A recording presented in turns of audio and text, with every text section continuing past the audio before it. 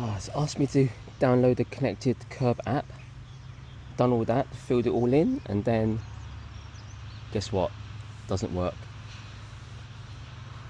Okay, QR code not recognized, and then when I add in the number 16877, guess what? If it's a new charge point, it's waiting for a checkup to get online. Give it another go soon. Soon meaning what? Another week? Another month? So, pretty useless around here, getting a charge.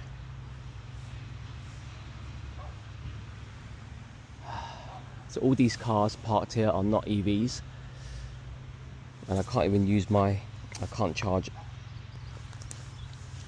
It's pretty rubbish.